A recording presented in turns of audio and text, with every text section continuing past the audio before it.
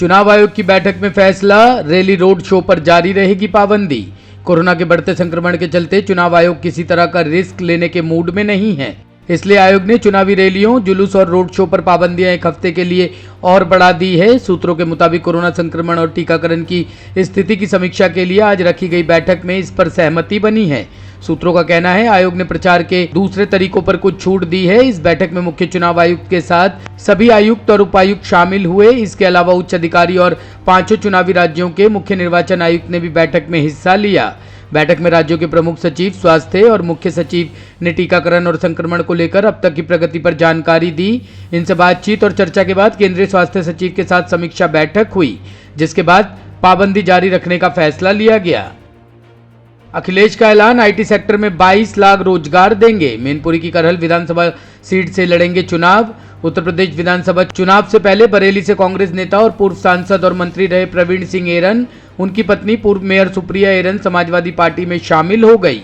सुप्रिया बरेली से मेयर रही है। इसके अलावा संडीला से पूर्व बीजेपी विधायक महावीर सिंह की पत्नी रीता सिंह ने भी सपा का दामन थामा है। सपा के राष्ट्रीय महासचिव प्रोफेसर राम गोपाल यादव ने ऐलान किया कि सपा प्रमुख अखिलेश यादव मैनपुरी की करहल विधानसभा सीट से उम्मीदवार होंगे। इस दौरान अखिलेश यादव ने कहा कि चुनाव के मद्देनजर जनता के लिए कुछ फैसले लिए गए हैं, जिसमें 300 यूनिट किसान के खेतों की सिंचाई के लिए मुफ्त बिजली दी जाएगी। हमारी सरकार बनती है तो हम आईटी सेक्टर में 22 लाख नौजवानों को रोजगार देंगे। अखिलेश यादव ने कहा आज 22 तारीख है और समाजवादी पार्टी का संकल्प है कि 22 लाख नौजवानों को आईटी सेक्टर में रोजगार और नौकरी देंगे।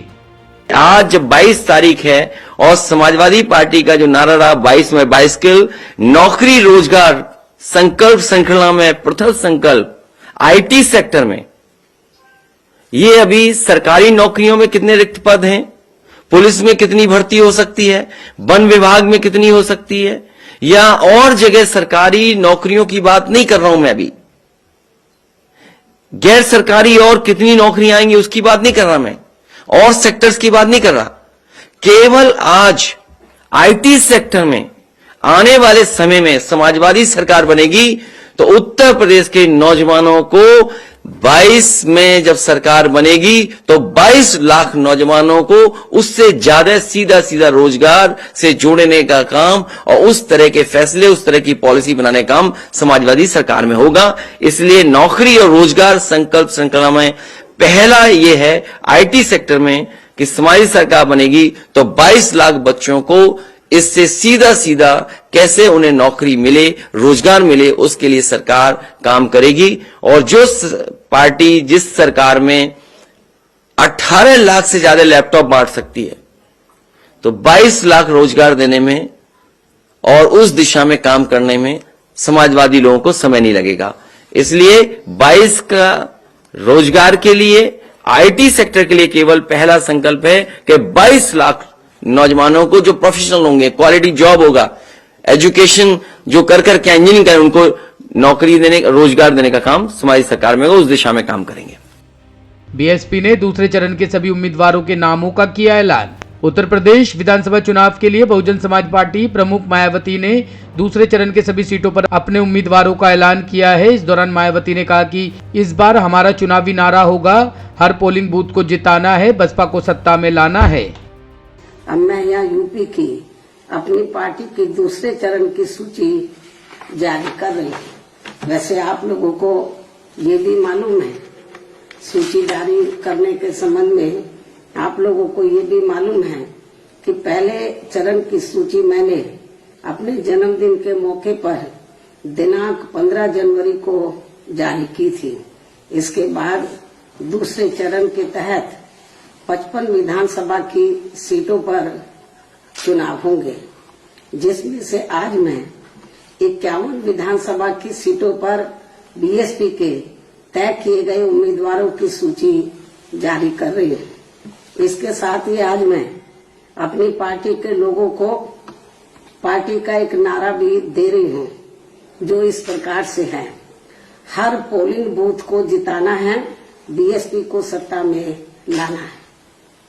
मुझे पूरी उम्मीद है कि पार्टी के लोग इस मामले में दिनांक 9 जनवरी सन 2022 को पार्टी के यूपी स्टेट के सभी छोटे बड़े पदाधिकारियों की लखनऊ प्रदेश कार्यालय में बुलाई गई बैठक में उन्हें दिए गए जरूरी दिशा निर्देशों पर वे अपनी पूरी ईमानदारी व निष्ठा से अमल करते हुए इस बार सन 2007 की तरह फिर से यूपी में अपनी पार्टी की पूर्ण बहुमत की सरकार जरूर बनाएंगे। इस विश्वास के साथ ही अब मैं दूसरे चरण की सूची जारी कर रही हूँ।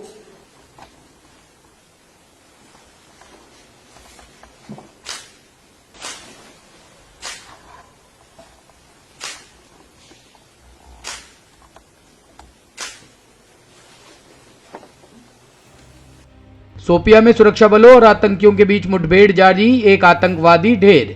जम्मू कश्मीर के शोपियां जिले में सुरक्षा बलों एवं आतंकवादियों के बीच मुठभेड़ शुरू हो गई। इस मुठभेड़ में भारतीय सेना को सफलता मिली है। सेना ने एक आतंकवादी को ढेर कर दिया है। हालांकि ऑपरेशन अभी तक जारी है।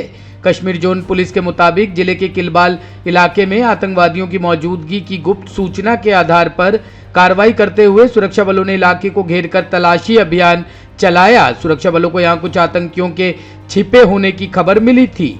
उन्होंने बताया कि सुरक्षा बलों के जवान जब इलाके में तलाशी अभियान चला रहे थे, उसी दौरान छिपे आतंकवादियों ने उन पर गोलीबारी करना शुरू कर दी।